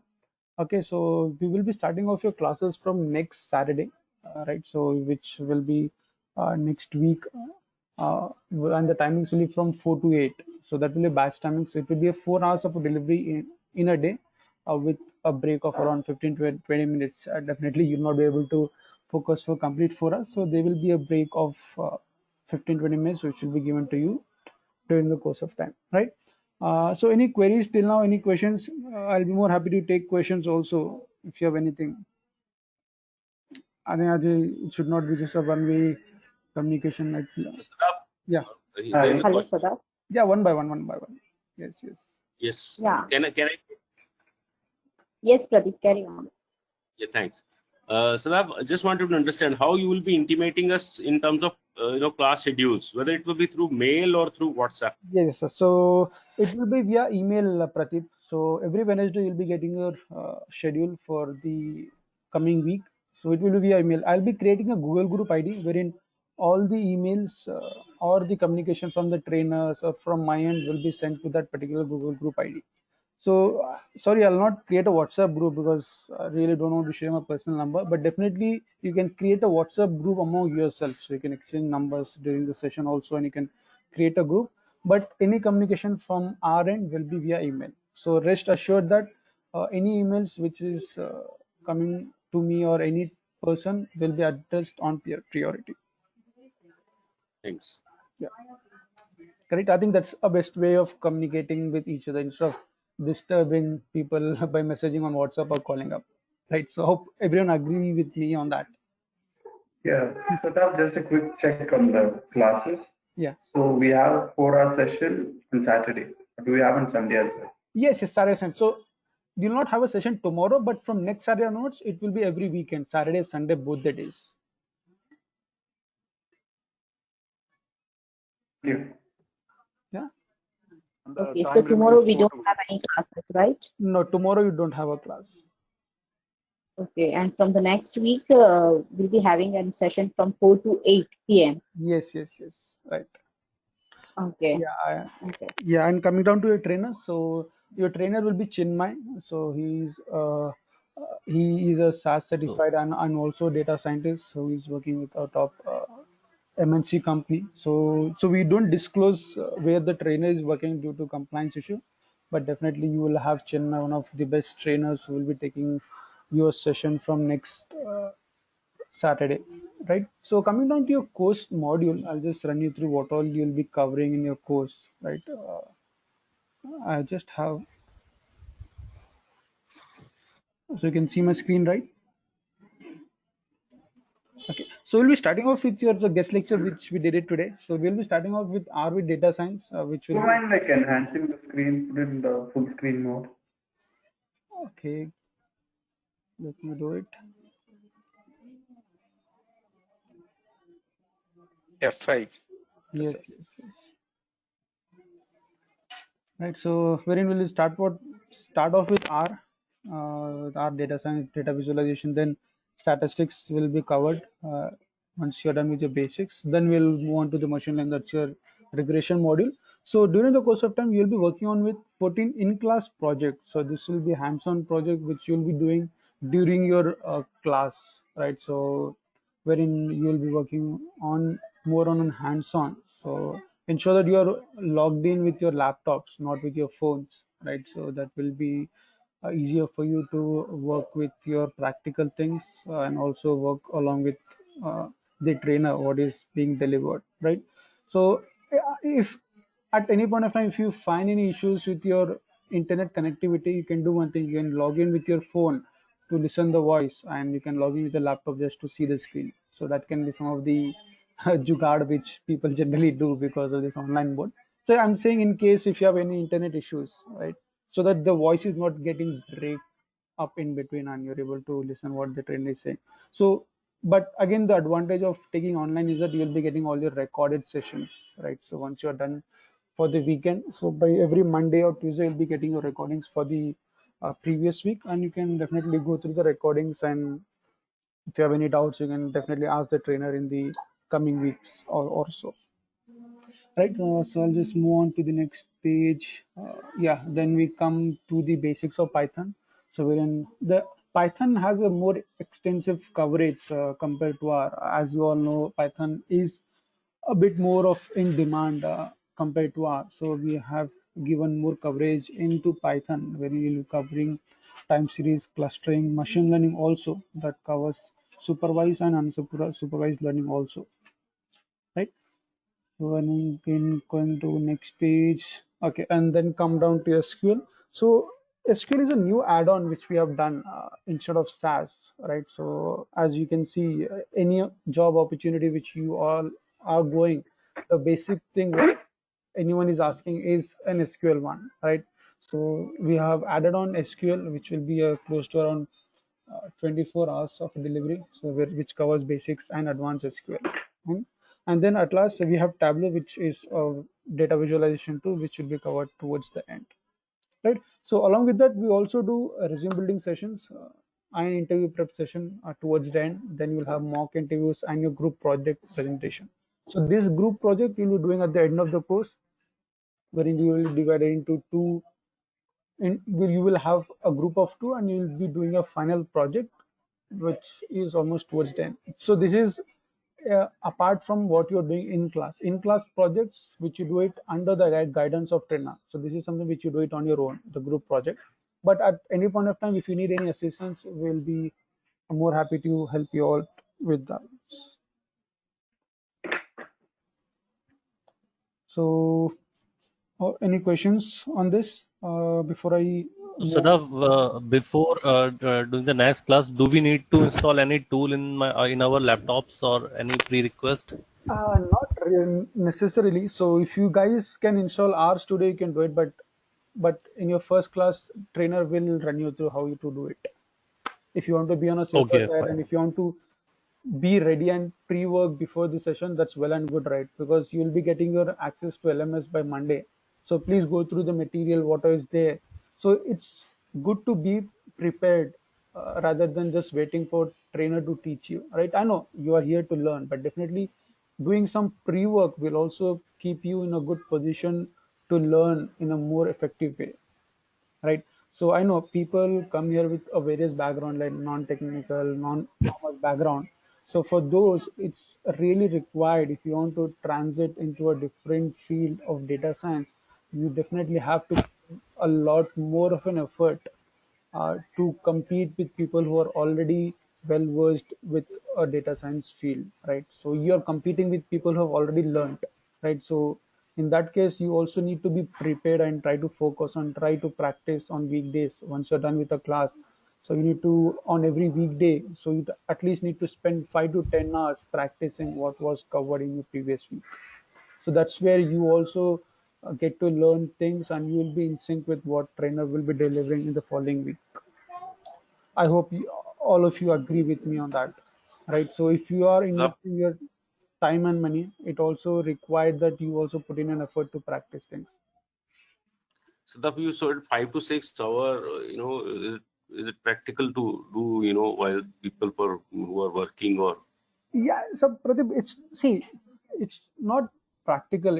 You can't say it's impossible. It is possible unless you put in your effort, right? At least giving an 1 hour a day on 5 days, 5 hours, easily you can put it right. So see, it's more about you are trying to learn things, right? So definitely, if you don't put in a effort and if you only rely on trainer to train you, how will you practice it? Trainer will deliver and he will make you understand, but until and unless you practice, how will you remember? So it's a human tendency.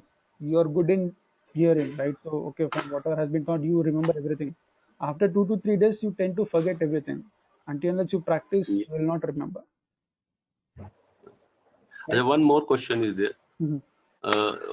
How much is the weightage on statistics, like regression analysis and this thing, forecasting and things like that? say it's a total of around 120 hours of delivery which we do for a complete course, right? So wherein, see, statistics, we, as I told you, so let me show you.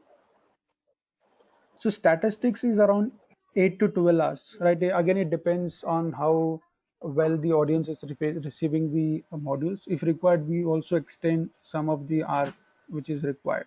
So the statistics is only the core stats concept which we train, and then we implement those things into a particular tool like R or Python.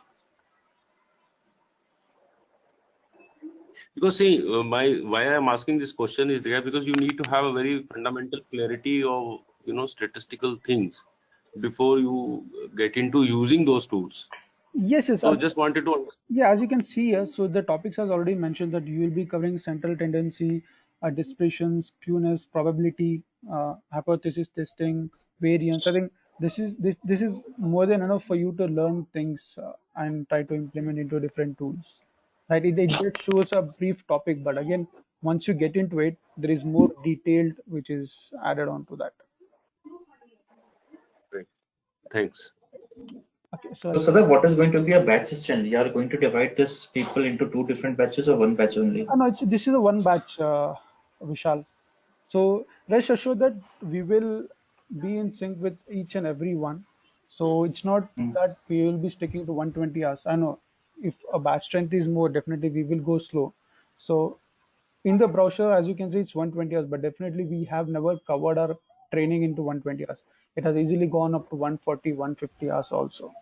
So we also ensure that everything is in sync. At any point of time, if you feel the trainer is fast and you're finding it difficult, you can always reach out to trainer to raise your concerns. If trainer is not able to resolve, you can always reach out to me so that I can talk to the trainer and we are all are in sync with what is being delivered. Because at the beginning it was informed that the batch strength would be 20 to 25 maximum. Yeah, exactly. Yeah, that is what my question is. Told 15. Exactly, like I was Should, about like to this go should not be more than 20. Maximum, So, yes, not more than 20, exactly. yeah. Right, I think that was right. So the reason why we have done is that because we had around 2 to 3 students in different centers, and right. No, if the center is different, but thing is it is online, so you can distribute a batch. The major thing is if the mentor has to concentrate on all people. Right. If for 2 or 3 years lecture, 60 people are there, so how much time is going to give to one student? No, it's not about. Yeah, it's not possible with 50 students, 50 or 60 students. See guys, obviously, like if 50 people are asking questions and like taking 4 to 5 minutes to resolve each query, it will be like end up in spending more than 4 hours in just And single you- query for a session. yeah, The same thing we have observed in the SQL classes also. Yeah, so that SQL classes will get over this week, right? So your classes will start from next week. So you're almost done with your SQL session this week. No, my question is the issue what we are telling is the number of candidates plus 1 mentor, 1 teacher. So addressing all the questions, that takes time. Some get missed out, some get being taken care of. Those things we are just wanted to bring in notice to you. No, Vishal. So right now, see, it's not the first time that we are doing a batch of around near to 40, 35 to 40. So there is the reason why the batch strength increase is that. So we had around 3 to 4 students from different centers, and for only 3-4 students will not be able to start a batch. So and we had to add those students into this batch to start off with. And we have already taken. No. Yeah, I'll see. Like what? No, I'm coming there. So you can divide the batch into 2 parts. So like 60 people are there in the current people. You divide this only into 2 at 3 batches and 20 each. No, it's an online class. Will be more than enough. Yeah. Yeah. So this only you divide into 3 batches, no? But you can't have a batch of around 10. So that's the challenge what we're facing there. So I'll come to your point. I totally agree. Initially, you told now 15 to 20 people maximum. Then Yeah. we can divide the batch into We want to take definitely like we were told like the maximum people would be around. We were told, yeah. Before registration, we were told like that there will be 15 to 20 students. Not more than 15 students. Vijay, may I know from which center you are from? From Bangalore. Bangalore. Okay. Yeah. And I am from Noida, Delhi, Gurgaon, Delhi. Yeah, Okay, let me because check. Yeah.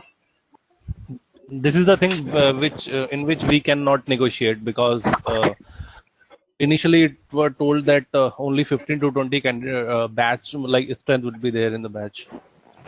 Okay, Ankit, let me talk to the person who agreed with you, because I'm not sure, because earlier we had at least around 30, 35, which has now just got extended to 40, and we are not in any situation of adding more people to it, right? So let me check with what was told to you. So I'll give to the respective teams what was agreed in terms of 15 to 20 people in a batch, right? So, and also considering the batch strength, right? Even you, the concerns which you have, that whether the trainer will be able to answer each and every question, right? So again, delivering the conceptual wise, so it's more about delivering the concept. While you're working into practical aspect, definitely you will come across more challenges while you might have issue in coding or something like that, right? So at that point of time, so we are planning on getting a co-host who can help you in terms of uh, solve your queries on your chat, or they can talk to you about that. So that's something, a second option which we have been keeping in mind, right? So first let me talk to in terms of what was agreed in terms of 15-20 people, what was told, and I'll get back to you mostly by Monday or Tuesday.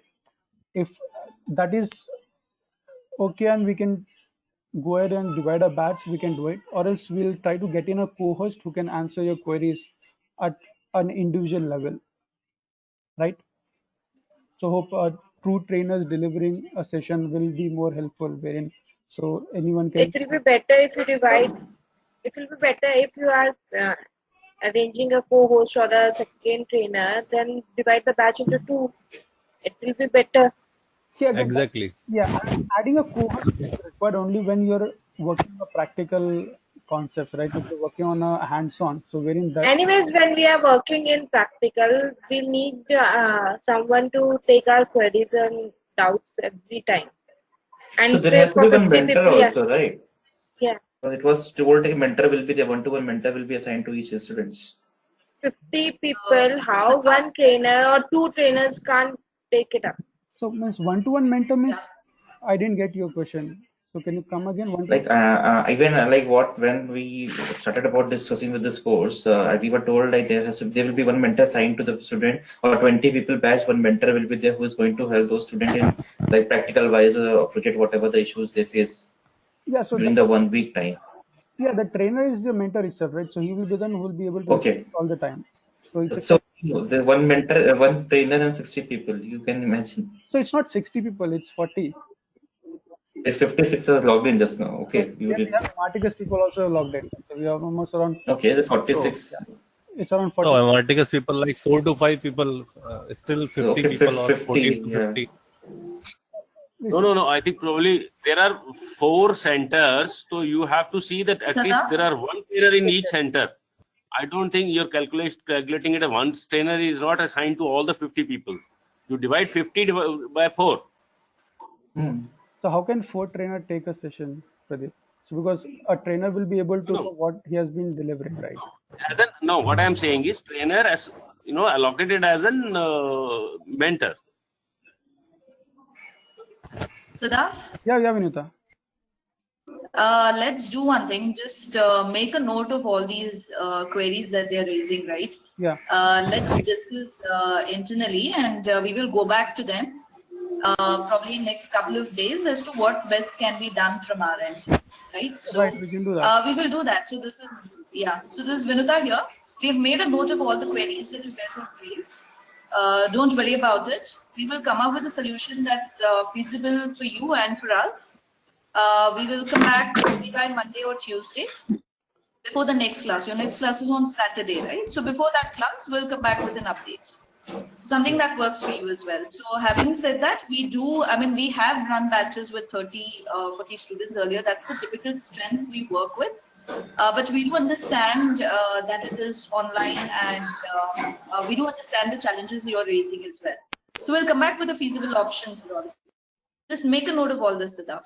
Yes, Vinuta, I'll do that. Yeah. Hello, Sadaf. Yeah. Hello. Yeah, Sadaf, when will you get the material? So your online access, you'll be getting it by Monday. That's your online LMS access. By Monday? Yes. Okay, yeah. Thanks. Yeah. Yes. Do you mind just walking us through the LMS? Yes. Yeah, so your username and password will be shared with you. So this will be your login page where you can log in.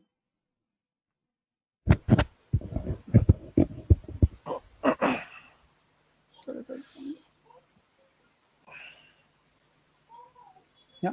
So your course will be Pro Degree in Business Analytics, which will be showcased on your login page, which will be only one program.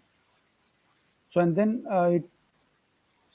it will be a KPMG Data Science Pro Degree. So not the Jumpact one. I'm just showing you as a dummy one. So you can just get into that particular program.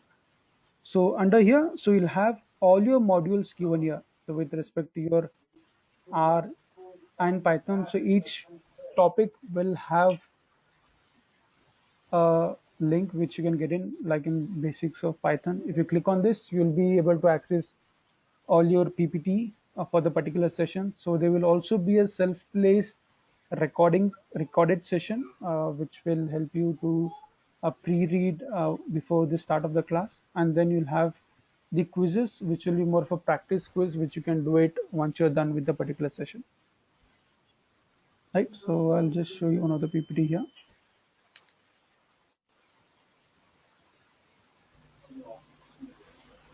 So this portal, you can also access this from your mobile app. So you can download the Marticus app from your Play Store, and you can access all the videos and PPTs from your mobile phone also.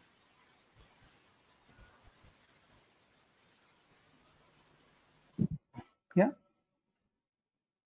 Hope I'm clear with this. I think it's a very easy portal to access, so should not have any issues with that. So if you have anything, you can always reach out to us with that. And coming down to your grading structure. So this is your grading parameters, which will be evaluated at the end of the program. So wherein your attendance, mocks, and a group project will include a total of 100%. So based on your performance, your gradings will be marked. Okay, so that's your weightage for each parameter there.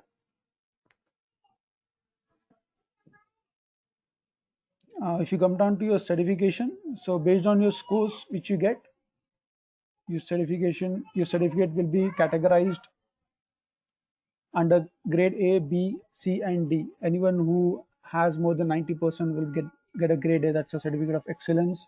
Anyone in grade B will be certificate of achievement. Grade C will be certificate of completion, and grade D will be certificate of participation. Right, so any questions on this? Hello. Yeah. Sadaf, by going through the prerequisite material, I can't find the data set on which the trainer was working. To download the data, how can we practice without a data set? So the material which you're given is a pre-course. Now you'll be getting your actual material access. That's your complete course. So the pre-course was only so the data set will yes, that will be there under your actual course access. Okay, no problem. Sadaf, can you hear me? Yes. Yeah, Sadaf, how does KPMG fit into all of this? What's the benefit? So benefit, KPMG is in as a knowledge partner, right? So the course material and the content has been approved by KPMG. So it's more of a knowledge, it's more of an industry tie-up wherein we have with KPMG, and we will try to get a few of the guest lectures also done from the KPMG people. Okay, so the use cases are all of KPMG. Sorry? The use cases and the questions are all of KPMG. Not of KPMG. So it's more of an industry relevant, right? So see, KPMG can't they give their own data set to work on, but it's related to industry wherein you'll work on that. But Sadaf, there's no mention of KPMG on the certificate. Yeah, it will be mentioned. There will be a mention of KPMG. Yes. You will have a KPMG logo on that. Sadaf, since attendance is a mandatory criteria, I'll probably be having situations where I'll be caught up with client calls on Sunday evening. So see, again, if you attend the session, the attendance will be marked. So there is nothing much about it. Okay, thank you. You can always go through the recordings and learn on your own, right? And So we'll be getting a point of contact, right? In case we miss a session, would want to caught up on a few questions as well. so you'll get the recordings, right? So you can always go through the recordings and you can get it clarified in the following class. Okay.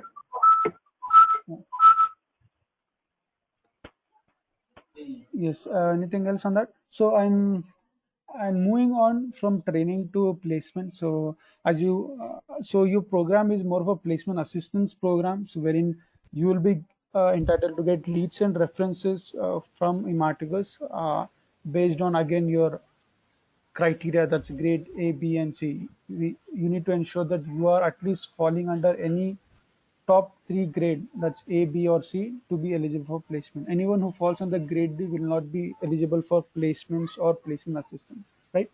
So we are supposed to get in Manish, who heads the placement for North and South. Unfortunately, he's not keeping well and he's down with fever and he could not join our session today. So instead of that, I have Alaka, who takes care of placement for Bangalore. I'll ask her to just run you through how the placement actually work like. And in next couple of weeks, we can also get in Manish to talk to you about that. Alaka, over to you.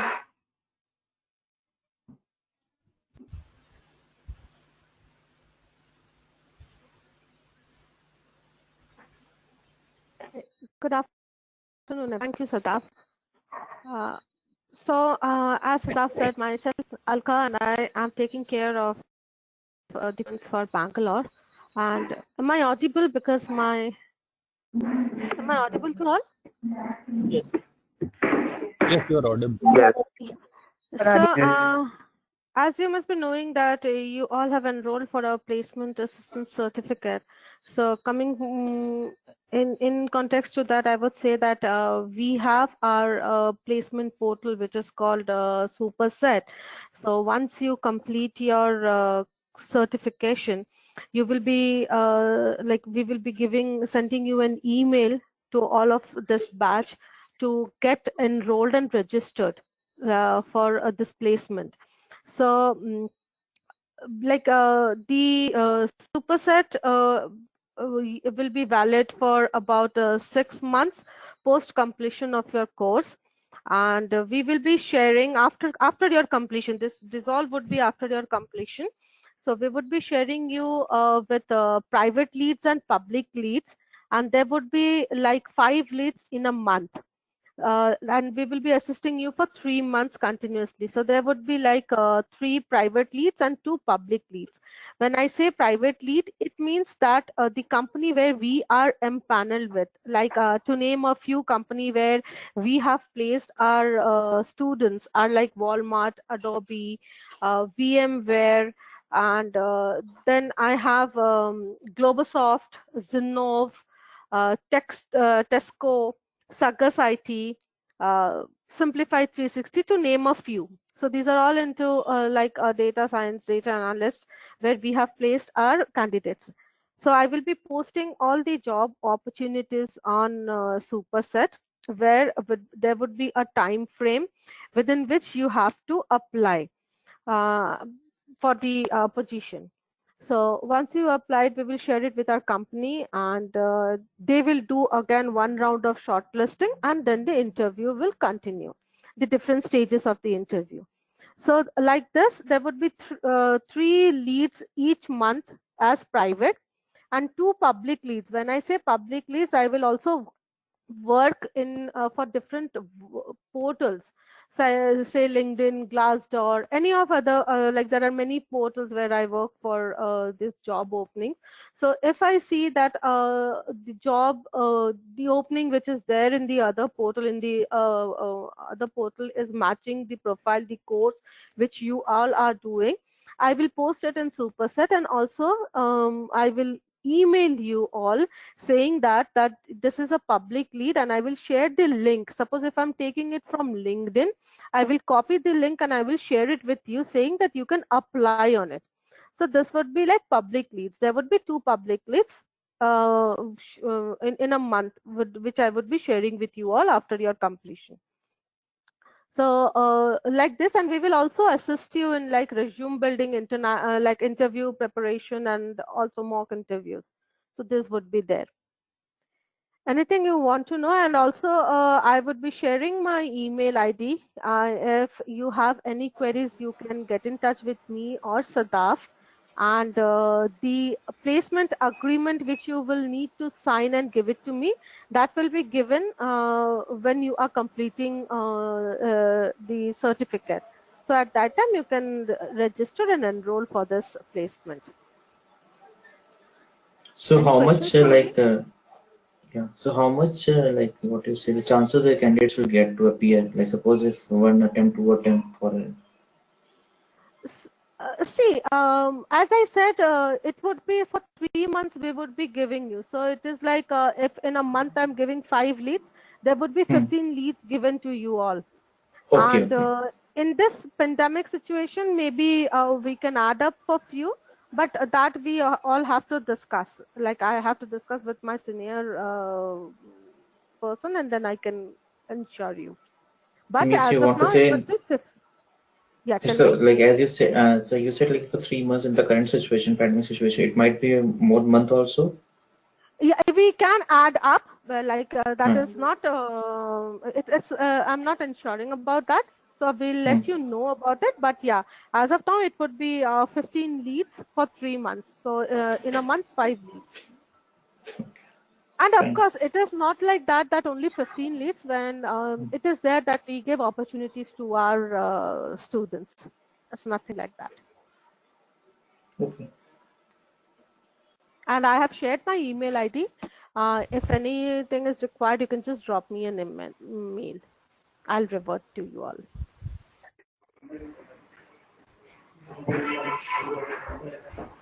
Sadaf, I think you can take it from here. Thank you guys. Have a great day and all the best for this certification. Thanks, Alaka. Thanks for the talk. So yes, guys. So I think so as discussed earlier, so I think I have just taken down your queries which you have raised in terms of the batch strength, right? So we should get back to you by mostly by Monday or Tuesday, and we will give you a clear plan that how we will be proceeding with the classes. But having said that, your classes will start from next Saturday, where there is no delay as such in that, right? So about your queries, we will try to address your queries, and we will give you an update by max by Tuesday on that, right? So anything anyone want to add on to this? So that's one question. So all the materials we are going to get from LMS only? Yes, right. Study materials. Yes. So what about the application software is also available in LMS? No, application software you need to download it, right? So R is an open source. Again, Python also you can download it and open that. That's not so that trainer will guide you once you start off with your classes. Okay, cool. Thank you. Okay. Thanks, guys. I think that's it from my end. So we are done for today. So about the further plan, so we will keep you posted about that. Right. So until then, take care. So tomorrow we will not have any class, so we will start from next Saturday onwards. Right. Take care, guys. Stay safe. Have a good day. Thank you so much, Sadaf. Thanks, Sadaf.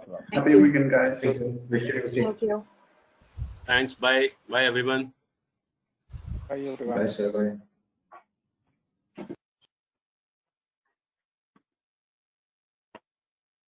Thank you, everyone. Bye.